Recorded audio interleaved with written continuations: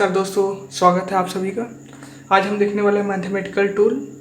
उसमें हम बहुत ही इंपॉर्टेंट टॉपिक डिफरेंशिएशन देखने वाले हैं और हम उस चीज़ों को कवर करेंगे जो हमारे आगे आने वाले जो फिजिक्स के चैप्टर्स हैं, टॉपिक्स हैं, उसमें उसका यूज़ हो सके। तो उसी चीज़ों को हम यहाँ कवर करेंगे। तो डिफरेंशिएशन को समझने के से पहले हमें सबसे पहले स्लोप का आइडिया होना बहुत ही ज़रूरी है कि स्लोप क्या है भाई। तो स्लोप अगर आपसे कोई पूछ दे कि यहाँ पे मान लेते हैं कोई एक्स एक्सिस और ये वाई एक्सिस है और एक लाइन पास हो रही है और वो एक्स एक्सिस से थीटा एंगल बना रही है, तो हम बोल देंगे डायरेक्ट की स्लोप होती है tan थीटा। यहाँ पे थीटा है पॉजिटिव एक्स एक्सिस से लाइन के बीच का एंगल है, ठीक है। लेकिन यहाँ एक चीज़ अच्छी बात थी कि अगर हम कोई भी पॉइंट देखें तो वहाँ से जो positive direction of x axis से जो एंगल है वो थीटा ही है, यहाँ से अगर हम एक्सटेंड कर लें। लेकिन अगर हम दूसरे एग्जांपल में मान लेते हैं कि ये कोई इस प्रकार से ग्राफ है और ये कुछ इस प्रकार से पैराबोलिक टाइप पाथ है। अब यहाँ पे हम देखेंगे, अगर मान लेते हैं कोई ये पॉइंट है ए, अगर यहाँ पे हम स्लोप, यहाँ पे हम टेंजेंट बनाएंगे तो ये मान लेते हैं कि कोई थीटा 1 बना रहा है एक्स एक्सिस से और यहाँ पे कोई पॉइंट ले लेते हैं वो थीटा 2 बना रहा है। तो यहाँ हम देख रहे हैं कि यहाँ पे हर पॉइंट का जो टेंजेंट का जो स्लोप है वो अलग अलग है। तो यहाँ पे अच्छी बात ये हो गई थी कि यहाँ का जो स्लोप है वो कांस्टेंट था, जबकि यहाँ का स्लोप, यहाँ जो स्लोप है वो वेरी कर रहा है पॉइंट टू पॉइंट। मतलब यहाँ हमें स्लोप, हम यहाँ का स्लोप बताने के लिए हम डायरेक्ट ये नहीं बोल सकते कि इसका स्लोप ये है। यहाँ का स्लोप बताने के लिए हमको पर्टिकुलर पॉइंट की आवश्यकता होगी, उसके हिसाब से हम बोल सकते हैं कि या इस पॉइंट का स्लोप ये है, इस पॉइंट का स्लोप ये है। तो हम इस चीज़ को अच्छे से एनालाइज करते हैं। अब इसी चीज़ को हम एनालाइज करते हैं। तो यहाँ हम मान लेते हैं कि ये पॉइंट कोई ए है और यहाँ कोई पॉइंट बी है। ए के कोऑर्डिनेट्स हैं x1 y1 और बी के कोऑर्डिनेट्स हैं x2 y2। अब हमें tan थीटा की वैल्यू निकालनी है यहाँ से। तो tan थीटा की वैल्यू निकालने के लिए हमें एक पहले ट्रायंगल ड्रॉ करना पड़ेगा। यहाँ पे हम कोई एक ट्रायंगल मान लेते हैं। x2 क्या होगा, perpendicular distance from y axis, and y2 क्या होगा, perpendicular distance from x axis. यहाँ से यहाँ तक हम देखेंगे तो क्या हो जाएगा x2, और यहाँ से यहाँ तक हम देखेंगे तो y2 हो जाएगा यहाँ तक, ठीक है। और उसी प्रकार हम यहाँ से यहाँ तक देखें तो ये हो जाएगा x1, और यहाँ से यहाँ तक देखें तो y2 हो जाएगा, ठीक है। तो इस साइड का जो लेंथ हो जाएगा वो क्या हो जाएगा y2 माइनस y1, और इस साइड का लेंथ हो जाएगा x2 माइनस x1। और जो tan थीटा की वैल्यू क्या होती है, परपेंडिकुलर अपॉन बेस। तो यहाँ से हम देखेंगे तो परपेंडिकुलर ये हो जाएगा, ये हमारा थीटा है, यहाँ परपेंडिकुलर क्या है y2 माइनस y1 और बेस क्या है x2 माइनस x1। तो क्या हो जाएगा y2 minus y1 upon x2 minus x1, ठीक है। अब सेम चीज़ जो यहाँ हम किए हैं उसको हम यहाँ अप्लाई करके देखते हैं कि क्या रिजल्ट आता है। अब जो चीज़ हमने वहाँ की थी वही चीज़ सेम यहाँ भी करेंगे। तो यहाँ से ये वाला हमारा जो साइड हो जाएगा वो क्या हो जाएगा y2 माइनस y1, और ये वाला जो साइड हो जाएगा वो क्या हो जाएगा x2 माइनस x1। अब यहाँ पे जब हम यहाँ पे ट्रायंगल बनाने की कोशिश करेंगे तो ये हमारा जो लाइन है वो कट जा रहा है, जबकि होना क्या चाहिए था, हमें जो स्लोप निकालना है वो टेंजेंट का स्लोप निकालना था। लेकिन यहाँ से वो क्रॉस करते जा रहा है, जबकि टेंजेंट की डेफिनेशन क्या होती है, tangent is the line which passes through the curve but it does not cross it. मतलब क्रॉस नहीं करना चाहिए, सिर्फ पास करना चाहिए। तो यहाँ पे ये चीज़ फेल हो जा रहा है, क्योंकि यहाँ ट्रायंगल नहीं बन पा रहा है। तो इसी चीज़ को हम ओवरकम करने के लिए हम क्या करेंगे, ए और बी को बहुत ज़्यादा क्लोज ला लेंगे एक दूसरे के। ए और बी है जो पॉइंट, उसको बहुत ज़्यादा क्लोज ला लेंगे। जैसे कि यहाँ पे मान लेते हैं, इसी चीज़ को हम यहाँ दिखा देते हैं। मान लेते हैं यहाँ ए और बी को इतना पास ला दिए कि उस पर्टिकुलर लेंथ के लिए जो थीटा की वैल्यू है वो कांस्टेंट हो जाए। तो थीटा की वैल्यू कांस्टेंट हो जाने से क्या हो जाएगा कि वो जो लाइन है वो इंटरसेक्ट नहीं करेगा, वो एक टेंजेंट फॉर्म कर लेगा। तो यहाँ पर हम क्या करेंगे, बहुत ज़्यादा क्लोज है, इतना क्लोज कि ये कर्व नहीं रह जाएगा, ये एक लाइन फॉर्म कर लेगा। तो इसको हम मैग्नीफाई करके देखें, मैग्नीफाई करेंगे तो कुछ इस प्रकार से ट्रायंगल बनेगा, जैसे कि यहाँ y2 माइनस y1 ही रहेगा, यहाँ x2 माइनस x1 रहेगा। ठीक है, ये पॉइंट भी है, पॉइंट है। याद रखने वाली बात है, ये बहुत पास है। और यहाँ पे मान लेते हैं कि कोई एंगल यहाँ बन रहा है, यहाँ θ1। ठीक है, तो ऑब्वियस सी बात है, यहाँ θ1 बन रहा है तो यहाँ भी θ1 बनेगा।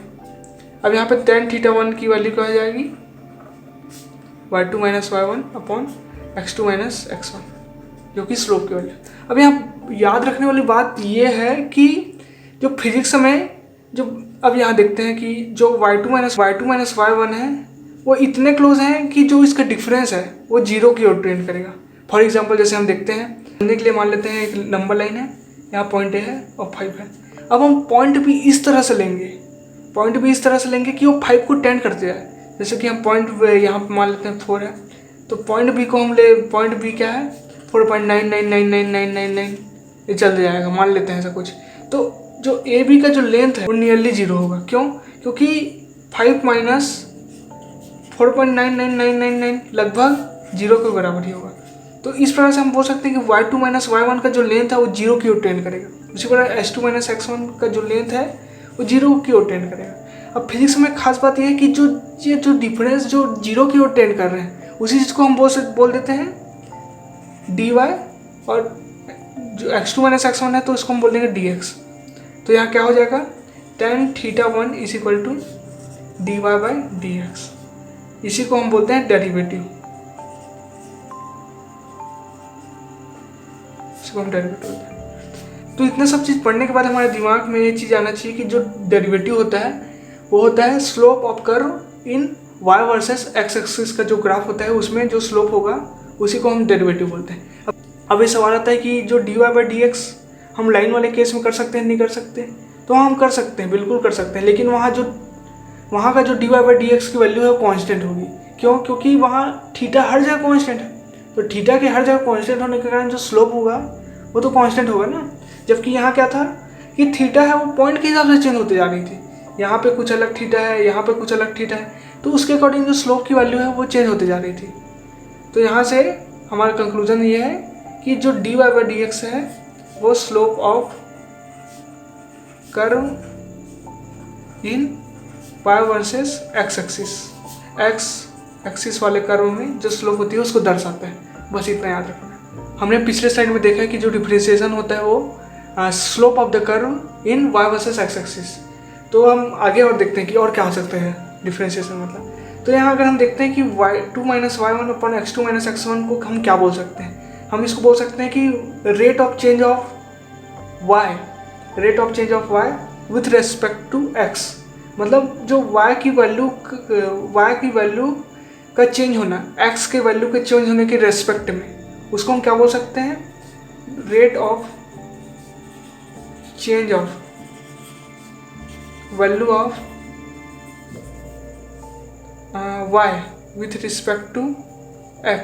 इसी चीज़ को हम जब ये जीरो की ओर ट्रेंड करें तो हम इसको क्या लिखते हैं, dy बाई dx। तो इस प्रकार से हम बोल सकते हैं कि जो डेरिवेटिव है, डेरिवेटिव ऑब्लिक डिफरेंशिएशन, अब जो भी बोल सकते हैं, वो rate of change of y with respect to x को भी डिनोट करता है। तो अब तक हमने क्या क्या देखा है, अब तक हमने दो चीज़ देखा है। जो डेरिवेटिव होता है वो पहले तो स्लोप को रिप्रेजेंट करता है और दूसरा rate of change of values, ये दो चीज़ को डिनोट करता है। अब हम देखते हैं कि अगर y बराबर अगर कोई कांस्टेंट है, कांस्टेंट मतलब कोई भी रियल नंबर हो सकता है, जैसे कि y इक्वल टू 5 हो सकता है, y इक्वल टू 5.2 हो सकता है, y इक्वल टू 7 हो सकता है। अगर इस प्रकार का कोई ग्राफ है तो उसका जो डेरिवेटिव होगा, डेरिवेटिव डिफरेंशिएशन दोनों एक ही चीज़ है, इसमें कन्फ्यूजन होने वाली बात नहीं है। तो इसका जो डेरिवेटिव होगा वो क्या होगा, जीरो। अब इस चीज़ को हम ग्राफ की मदद से समझते हैं। जैसे कि अगर y इक्वल टू कॉन्स्टेंट है, जैसे कि मान लेते हैं यहाँ कोई 0.7 है, 0,7, तो यहाँ से जो कर्व पास होगा उसको क्या होगा, y इक्वल टू 7। ठीक है, अब यहाँ देखते हैं कि जो यहाँ हम देखें कि जो डेरिवेटिव है जीरो आ रहा है। हम इस ग्राफ को एनालाइज करेंगे तो यहाँ थीटा की वैल्यू है, थीटा क्या होता है, angle made by line with positive direction of x axis. तो यहाँ क्या हो जाएगा, जो थीटा की वैल्यू जीरो हो जाएगी, तो थीटा की वैल्यू जीरो हो जाने से tan थीटा की वैल्यू क्या हो जाएगी, जीरो हो जाएगी। मतलब यहाँ स्लोप जीरो हो रहा है। स्लोप मतलब ज़्यादा कुछ समझना नहीं है, स्लोप मतलब ढलान होता है। तो ढलान तो यहाँ तो एक लेवल में है ना, तो ढलान की वैल्यू यहाँ जीरो होगी। तो हम यहाँ से वेरीफाई कर लिए कि ग्राफ से भी वेरीफाई कर लिया और फार्मूला से भी वेरीफाई तो कर लिए। तो जो dy बाई डी एक्स की वैल्यू कांस्टेंट है, अगर मान लेते हैं कि y इक्वल टू कांस्टेंट कोई भी ऐसा ग्राफ है या फिर कोई भी ऐसा फंक्शन है, तो उसकी जो डेरिवेटिव की वैल्यू होगी वो जीरो होगी। उसी प्रकार अगर y इक्वल टू अगर x की पावर n, ऐसे इस टाइप से कुछ फंक्शन आ गया आपके पास, तो उसका जो डेरिवेटिव होता है n x n की पावर -1। मतलब इस n को हम आगे ला लेंगे और n की पावर -1 मतलब एक कम कर देंगे। ठीक है, अब इसी चीज़ को हम ग्राफ की मदद से एनालाइज करते हैं। मान लेते हैं एग्जांपल के लिए y equal to X square है। ठीक है, अब हम इस एग्जांपल को क्यों ले रहे हैं, क्योंकि इसका ग्राफ हमको बनाने आता है। ठीक है, तो अगर हम इसका डेरिवेटिव लेंगे तो क्या हो जाएगा, 2x हो जाएगा, 2 सामने आ जाएगा और x की पावर स्क्वायर से एक कम हो जाएगी मतलब x हो जाएगी। ठीक है, अब इसको ग्राफ से देखते हैं। तो इस साइड बस का बनाते हैं, तो ये इस प्रकार से बनता है y equal to X square का ग्राफ। ठीक है, अब यहाँ हम देखेंगे कि जो हर पॉइंट होता है, यहाँ यहाँ यहाँ यहाँ देखेंगे, यहाँ यहाँ, तो यहाँ जो स्लोप का वैल्यू है बढ़ते जा रहा है। मतलब जैसे जैसे हम x की वैल्यू बढ़ाते जा रहे हैं, मतलब मान लेते हैं कि यहाँ x बराबर 1 है, x बराबर 2 है, ऐसे ऐसे इन्फिनिटी। तो जैसे जैसे हम x की वैल्यू बढ़ाते जा रहे हैं, जो स्लोप का वैल्यू वो भी बढ़ते जा रहा है।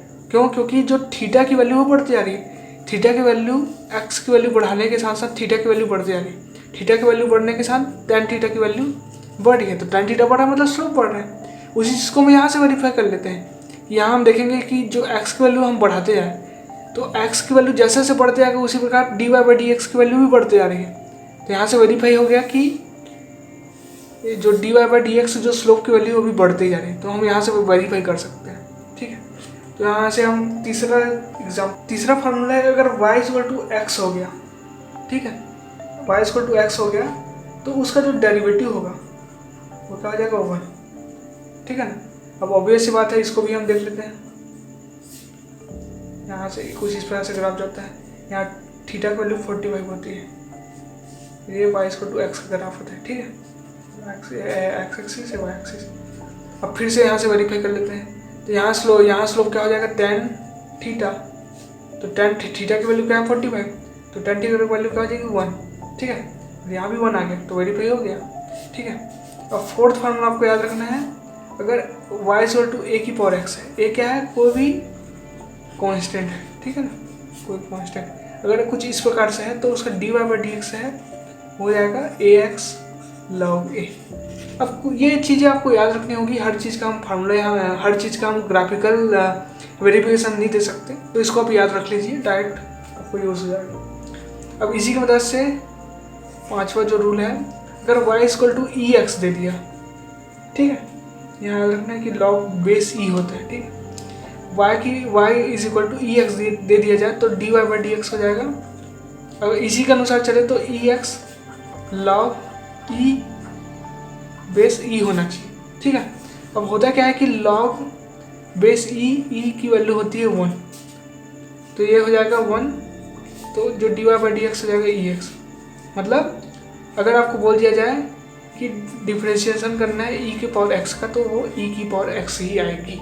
उसी सीक्वेंस पर अगर आगे देखें, तो अगर हमारे पास y इज इक्वल टू, अगर हमारे पास log x है, ठीक है, log x है, तो dy बाई डी एक्स की वैल्यू क्या हो जाएगी, 1/x हो जाएगी। ठीक है, अगर आपके पास y is equal to sine x है, तो dy बाई डी एक्स की वैल्यू जाएगी cos x। ठीक है, अगर आपके पास y is equal to cos X है, तो dy बाई डी एक्स की वैल्यू हो जाएगी माइनस साइन एक्स। ये जस्ट अपोजिट होते हैं, साइन का कॉस, कॉस का साइन। ठीक, बस यहाँ याद रखना ये है कि जो कॉस है वो जब कन्वर्ट होता है तो माइनस लेके कन्वर्ट होता है। ठीक है, उसी प्रकार अगर y is equal to tan X है, तो जो dy बाई डी एक्स की वैल्यू हो जाएगी सेक स्क्वायर एक्स।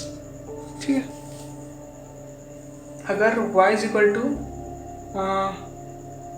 सेक एक्स है, तो dy बाई डी एक्स की वैल्यू हो जाएगी सेक एक्स 10x। देखिए अब ये सब चीज़ आपको याद रखनी है, कुछ कुछ चीज़ें, और ऐसा इसको याद रखने के चक्कर में मत रहना, ये आपके जो प्रैक्टिस के साथ साथ आपके दिमाग में खुद अपने आप बस जाएगी। तो अगर हम देखें कि y इक्वल टू कर कॉट एक्स है, तो dy बाई डी एक्स की वैल्यू हो जाएगी माइनस कोसेक स्क्वायर एक्स। अगर y equal to cosec X है, कोसेक एक्स है, तो dy बाई डी एक्स की वैल्यू हो जाएगी minus cosec X cot X. अब कुछ क्वेश्चन ले लेते हैं प्रैक्टिस के लिए। तो यहाँ क्या है, y equal to X square. अब मैंने आपको क्या बताया था कि x की पावर n है, तो क्या हो जाएगा उसका डिफ्रेंसिएशन क्या हो जाएगा, dy by D X N X N की power n minus one, X की पावर n माइनस वन। तो यहाँ पे इसका आंसर क्या हो जाएगा, dy बाई डी एक्स की वैल्यू 2 सामने आ जाएगा, x की पावर 2 माइनस वन मतलब 2 इंटू एक्स। और यहाँ क्या है, y इक्वल टू कॉन्स्टेंट है, तो मैंने आपको बताया था कि अगर y इक्वल टू कॉन्स्टेंट आ गया कुछ भी, तो उसका हम डायरेक्ट लिख देंगे dy by D X equal to 0, ठीक है। और यहाँ से ये तो डायरेक्ट फार्मूला बेस है, इसको याद रखना है, ऐसे कुछ इसमें समझने वाली बात नहीं है। तो यहाँ dy बाई डी एक्स हो जाएगी सेक स्क्वायर एक्स, ठीक है।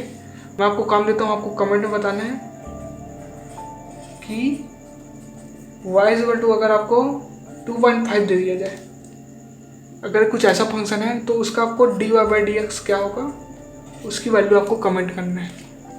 दोस्तों हमारे पास कुछ रूल्स हैं, क्योंकि इस रूल्स के बदौलत हम बोल सकते हैं कि जो डिफरेंशिएशन के क्वेश्चन जो हमारे आगे आने वाले हैं, वो इन रूल्स के बगैर अधूरे हैं प्रकार से।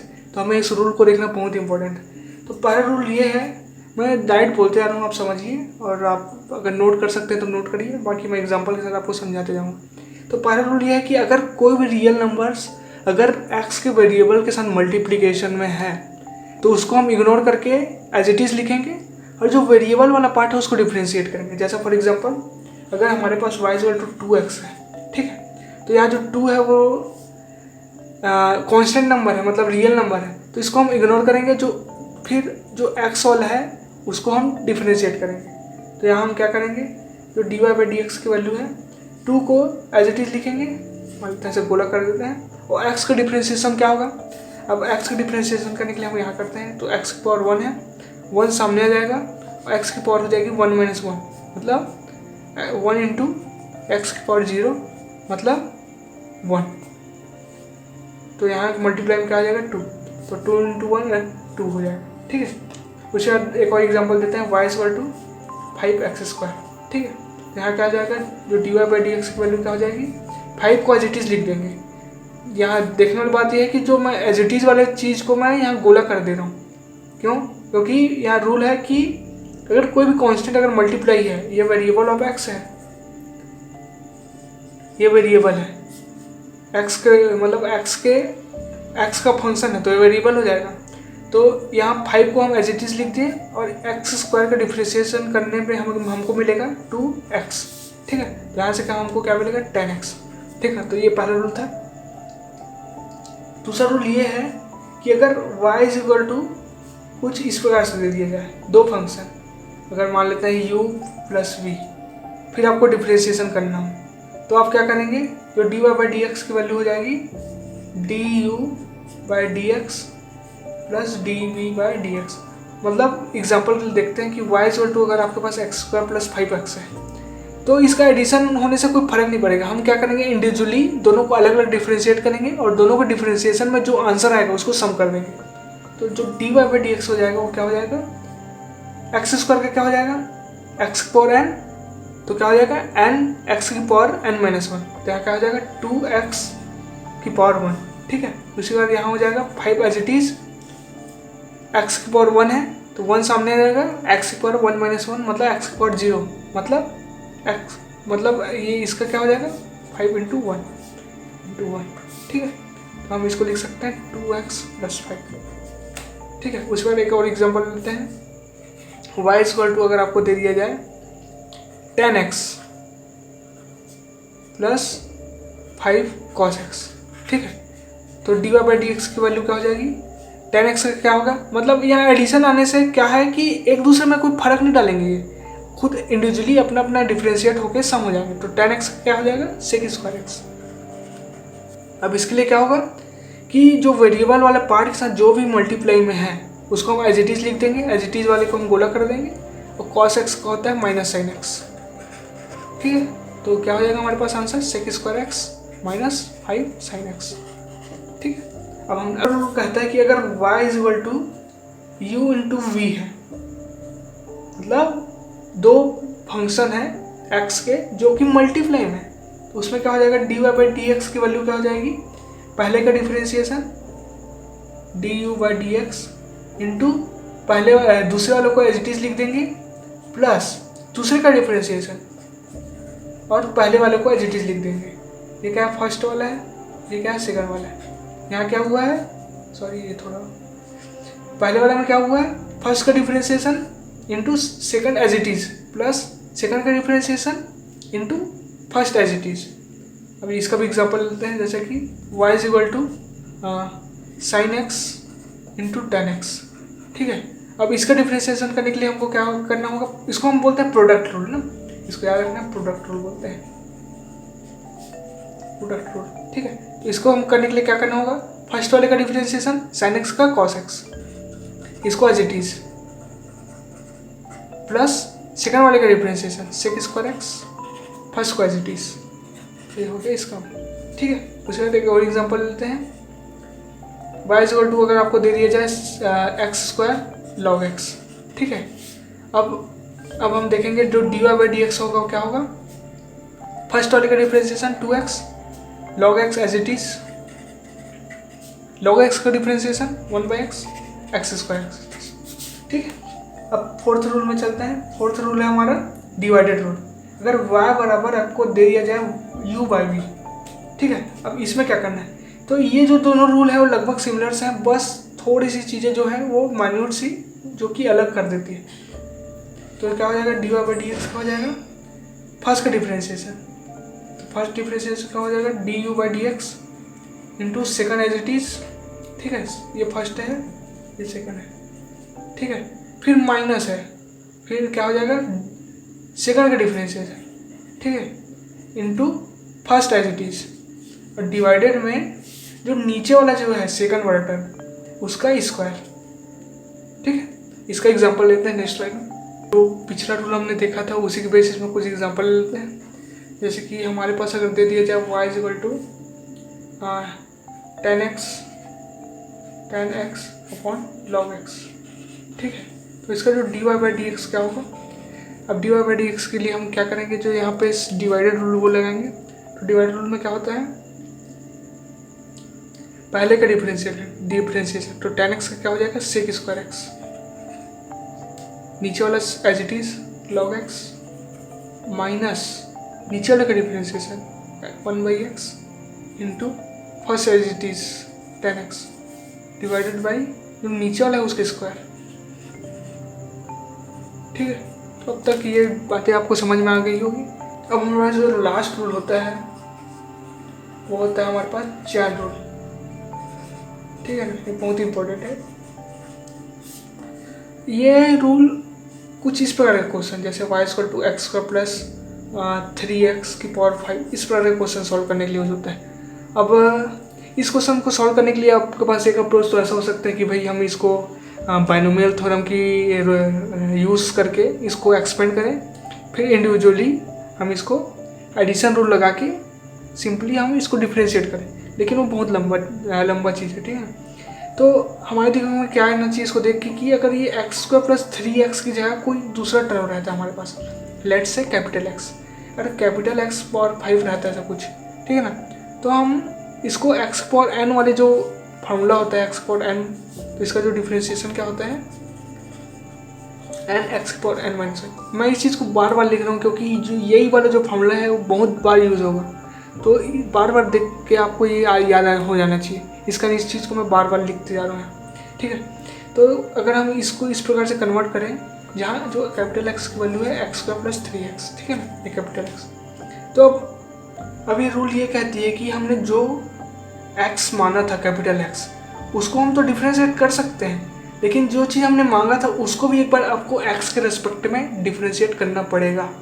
आई रिपीट वंस अगेन, अगर हमने जो भी कैपिटल एक्स माना है उसको तो हम डिफ्रेंशिएट कर सकते हैं। जैसे यहाँ एक्स की पावर कैपिटल एक्स की पावर 5 है, इसको हम डिफ्रेंशिएट कर सकते हैं। कैसे? 5 इंटू एक्स की पावर 4।